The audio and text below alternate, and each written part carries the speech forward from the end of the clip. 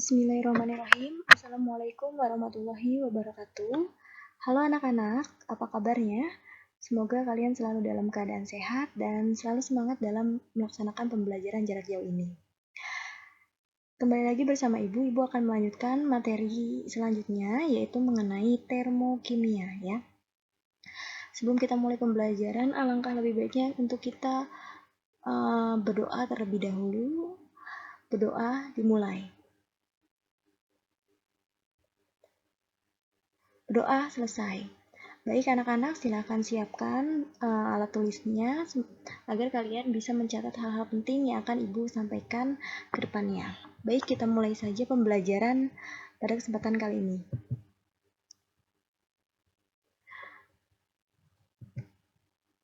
Kalian tentu tahu ini salah satu fenomena, yaitu kalian tahu ini ya, ini adalah api unggun. Ya, kalian tahu ya api unggun. Nah, api unggun ini adalah salah satu contoh di dalam kehidupan sehari-hari dari pembahasan kita pada kesempatan kali ini, yaitu mengenai termokimia. Jadi kalian tahu ya, ketika kita membakar kayu ataupun membuat api unggun seperti ini, apa yang kita rasakan? Mungkin kita akan merasakan hangat. Nah, kenapa hal itu bisa terjadi? Kenapa kita bisa merasakan hangat gitu kan? Mengapa bisa seperti itu, ya kan? Nah, nanti kita bahas kenapa bisa seperti itu. Kemudian fenomena lain, mungkin kalian tahu ya, kalau kalian sakit demam, mungkin kan biasanya juga ada yang namanya kompres instan ya, atau instant cold pack. Ya, ini merupakan juga salah satu penerapan sekaligus pemanfaatan reaksi termokimia dalam kehidupan sehari-hari. Nah, kenapa sih instant cold pack ini kok bisa digunakan sebagai ketika kita demam bisa menurunkan suhu tubuh kita? Nah, ini nanti kita akan bahas kenapa hal ini bisa terjadi, karena ini kaitannya dengan materi yang akan kita pelajari kali ini, yaitu mengenai termokimia. Termokimia sendiri adalah cabang, pengertiannya itu adalah cabang ilmu kimia yang mempelajari perubahan kalor atau energi yang menyertai suatu reaksi kimia baik yang diserap maupun dilepas. Jadi termokimia itu fokusnya nanti adalah perubahan kalor. Kalor itu mungkin bahasa gampangnya untuk kita pahami adalah panas ya. Jadi mempelajari perubahan kalor dan energi yang menyertai, baik itu energinya yang diserap ataupun yang dilepaskan. Jadi hubungannya ada serap ataupun melepas suatu kalor kayak gitu. Sebelum itu kita harus pahami dulu hukum kekalahan energi. Nah, hukum kekalahan energi ini berbunyi bahwa energi itu tidak dapat diciptakan atau dimusnahkan, tetapi energi dapat berubah bentuk dari bentuk energi yang satu ke bentuk energi yang lain. Ya, jadi energi itu tidak bisa diciptakan maupun dimusnahkan, jadi hanya bisa berubah bentuk. Jadi kan banyak yang bilang nih, kalau misalnya itu banyak yang bilang hemat energi atau hemat listrik atau hemat energi. Nah, itu istilah itu mungkin kurang tepat ya, karena energi itu tidak bisa dimusnahkan ataupun diciptakan. Makanya kalau misalnya kita gunakan istilah hemat energi itu kurang tepat. Lebih tepatnya lagi mungkin mengefektifkan penggunaan energi ataupun penggunaan listrik. Karena kalau hemat itu kan cenderung seperti dikurangi ya, padahal energi itu tidak bisa dimusnahkan maupun diciptakan. Jadi penggunaan kata hemat energi itu tidak tepat lah ya. Jadi lebih baik menggunakan istilah dengan mengefektifkan gitu ya, mengefektifkan energi ataupun penggunaan listrik seperti itu. Nah, karena tadi bahwa termokimia itu kaitannya dengan energi, nah ini kita harus pahami dulu nih, di dalam termokimia itu ada yang disebut sistem dan ada yang disebut lingkungan. Ya, apa sih itu sistem? Apa sih itu lingkungan? Nah, ini Ibu beri contoh. Contohnya di sini ada suatu reaksi, yaitu reaksi antara logam kalsium ya, di sini logam kalsium dengan air yang berlangsung di gelas kimia. Jadi di sini ada contoh bahwa ada reaksi logam kalsium dengan air yang berlangsung di reaksi kimia. Nah, kita akan tentukan dari contoh ini mana yang termasuk sistem, mana yang termasuk lingkungan. Ya, jadi kita harus tahu dulu sistem itu apa. Sistem itu adalah segala sesuatu yang diteliti perubahan energinya. Sedangkan lingkungan adalah segala sesuatu di luar sistem. Ya, jadi intinya sistem itu yang mau kita amati itu apa gitu ya.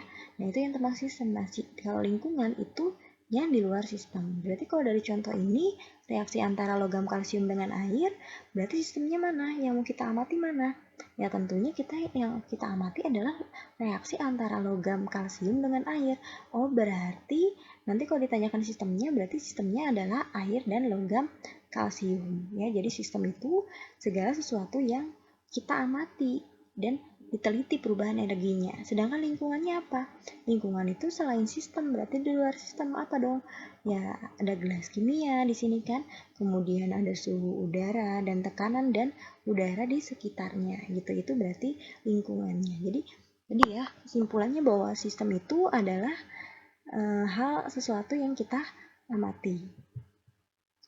Nah, kalau kita bicara tentang interaksi sistem dan lingkungan, jadi dibagi menjadi 3. Jadi ya, sistem itu ada yang dibagi menjadi 3. Ada yang disebut sistem terbuka, ada yang disebut sistem tertutup, ada yang disebut sistem terisolasi.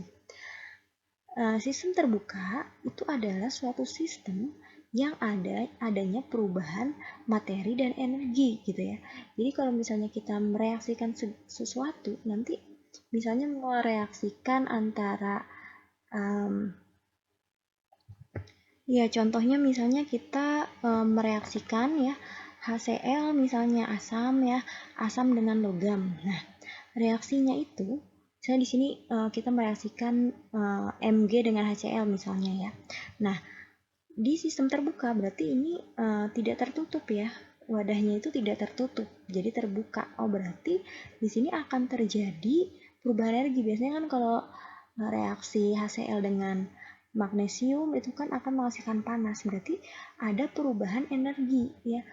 Perubahan energi baik itu nanti panas maupun dingin gitu ya. Nanti biasanya energi itu bisa terasa entah itu panas, entah itu dingin gitu ya. Nah, terus kan karena dia tidak tertutup, maka biasanya kan kalau misalnya kita mereaksikan HCl dengan magnesium gitu kan akan menghasilkan gas H2. Nah, gas H2-nya ini karena sistemnya atau tempatnya ini tidak tertutup atau terbuka seperti ini, maka hasil reaksinya seperti H2 itu bisa keluar ya. Berarti di situ artinya bahwa ada perubahan materi gitu ya. Jadi reaksi antara satu dengan yang lainnya itu akan menghasilkan suatu hasil. Nah, itu keluar gitu ya. Jadi akan ada perubahan materi. Jadi ya, paham ya. Jadi di sistem terbuka ini akan mengalami perubahan energi dan juga adanya perubahan materi dari suatu sistemnya tersebut gitu. Kalau sistemnya tertutup, di sini sistemnya tertutup, yang hanya mengalami perubahan itu adalah energi saja. Kalau tertutup seperti ini, misalnya wadahnya tutup seperti ini, contohnya sama misalnya kita mereaksikan asam dengan magnesium ya.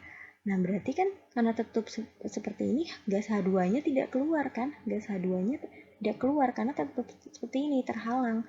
Jadi tetap di dalam sistem ini, tetap di dalam wadah ini ya.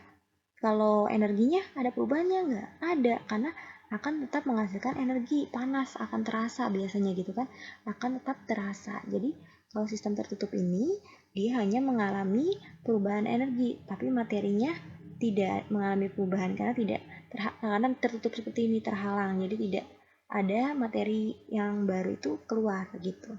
Kalau sistemnya terisolasi, nah terisolasi ini biasanya contohnya itu kalian tahu termos ya. Nah, termos itu adalah salah satu contoh dari sistem terisolasi ya.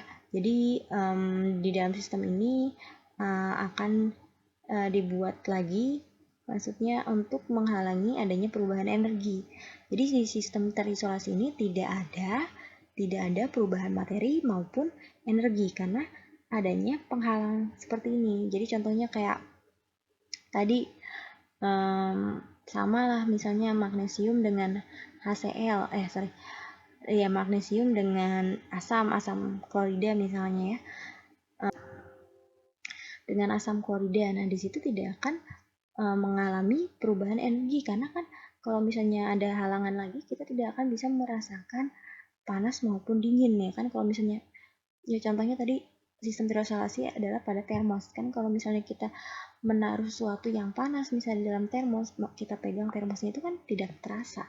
Nah, itu artinya dia tidak ada perubahan energi ya, tidak ada perubahan energi maupun materi. Jadi materinya juga karena sistemnya tertutup, terisolasi itu udah tertutup, kemudian adanya penghalang lagi sehingga sistem terisolasi ini tidak mengalami perubahan energi maupun materi. Tapi contohnya adalah sistem terisolasi, contohnya adalah termos gitu ya. Nah, kita singgung juga tentang entalpi atau bisa simbolkan entalpi itu H dan perubahan entalpi itu delta H. Nah, jadi entalpi itu adalah energi kalor yang dilepaskan atau diserap oleh sistem pada tekanan tetap.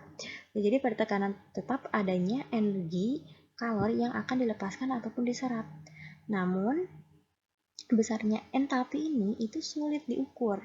Jadi yang ada itu hanyalah yang bisa diukur itu hanyalah perubahan entalpinya yang dapat ditentukan nilainya gitu ya. Jadi perubahannya itu, karena besarnya entalpi sendiri itu sukar atau sulit sekali untuk diukur. Nah, perubahan entalpi ini bergantung pada keadaan awal dan keadaan akhir ya. Ya tadi pada entalpi itu adanya energi yang diserap maupun energi yang dilepas, serta bergantung perubahan entalpi itu bergantung kepada keadaan awal maupun keadaan akhir. Makanya delta H itu kan, delta itu artinya perubahan ya, maka ada awal ada akhir. Nah, biasanya rumusnya delta H itu akhir dikurangi awal, itu adalah nilai dari perubahan entalpi atau delta H-nya gitu ya. Jadi yang dapat diukur adalah delta H-nya karena entalpinya sendiri itu sulit diukur gitu ya. Oke, kita masuk ke reaksi eksoterm dan endoterm. Jadi jenis-jenis termokimia itu dibagi menjadi dua. Ada reaksi endoterm, ada reaksi eksoterm. Nah, reaksi endoterm ini artinya dia menyerap kalor, ya. Kalor itu panas ya. Jadi di dalam sistemnya itu, adanya penyerapan kalor dari lingkungan nih, kan di sini lingkungan, ini sistem. Jadi adanya penyerapan kalor dari lingkungan ke sistem. Nah, biasanya akan terasa itu mungkin yang bisa kita rasakan adalah suhunya turun dingin ya. Ini kalau kalian ingin menghafalnya bisa ibu kasih cara yang mudah, menyerap kalor atau lingsis ya, lingkungan ke sistem. Jadi dari panas lingkungan ke sistem biasanya yang bisa kita rasakan adalah dingin gitu ya, suhunya turun. Contohnya pada fotosintesis ya. Pada fotosintesis itu kan akan ada penyerapan kalor ya kan.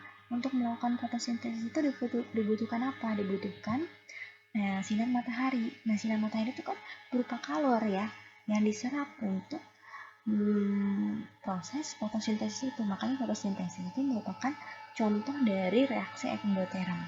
Contoh lainnya misalnya es padat meleleh. Kalian pernah lihat kan es padat itu meleleh. Nah, kenapa bisa seperti itu?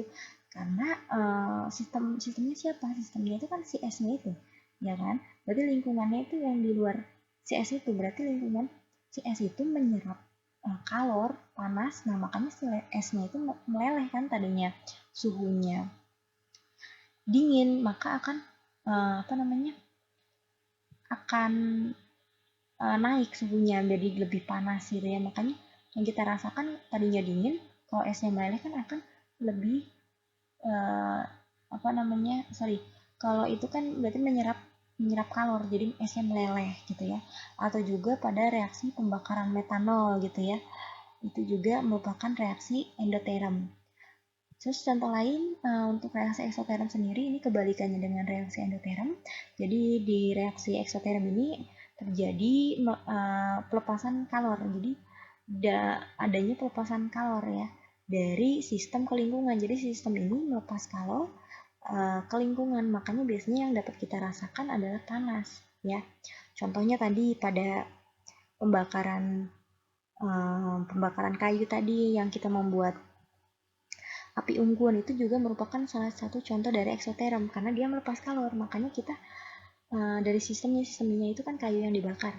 Nah, dari sistem ke lingkungan, jadi akan terasa suhunya naik, panas yang dapat kita rasakan kan nggak panas ya.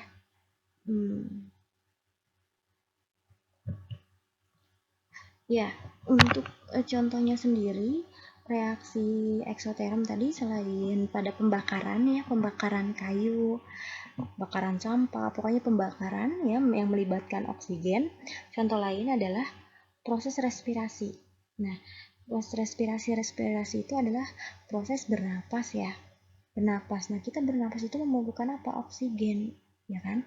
Berarti di situ ada reaksi kalau ada kaitannya dengan oksigen O2, berarti itu kan terjadi reaksi pembakaran. Makanya di dalam tubuh kita kalau kita hidup, kita makhluk hidup bisa bernapas, maka suhu tubuh kita kan akan hangat ya. Yaitu cirinya. Jadi tubuh kita itu akan terasa hangat karena ada pembakaran di sana, ada proses respirasi di sana.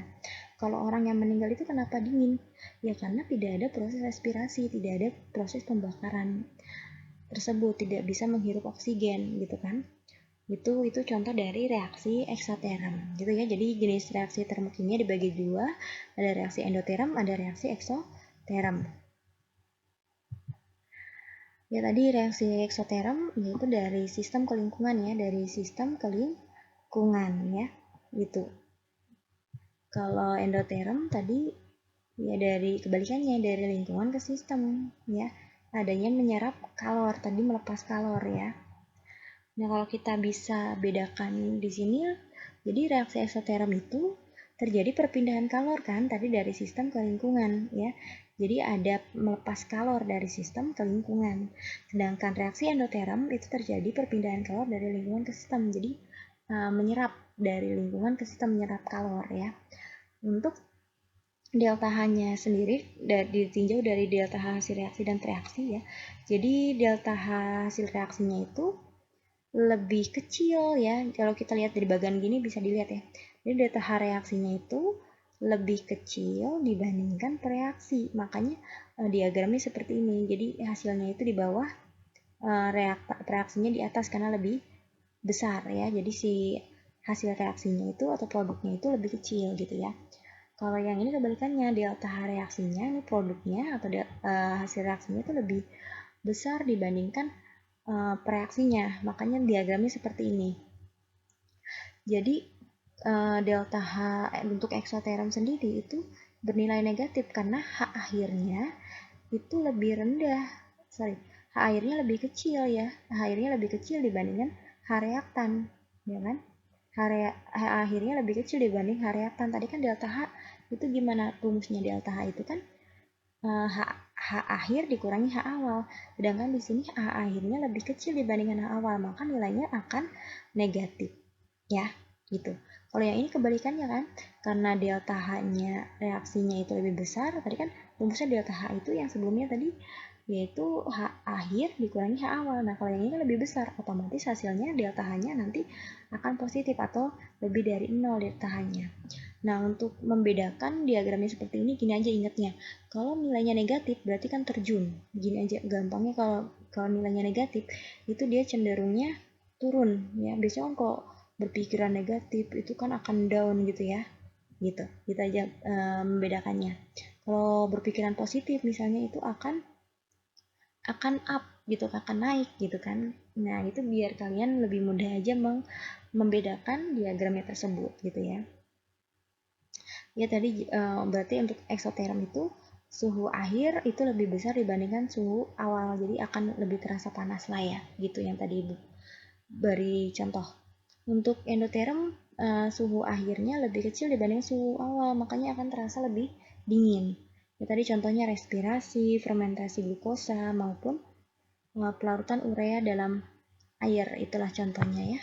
Mungkin cukup sekian yang bisa Ibu sampaikan, kurang lebihnya Ibu mohon maaf. Wabillahi taufiq wal hidayah. Wassalamualaikum warahmatullahi wabarakatuh.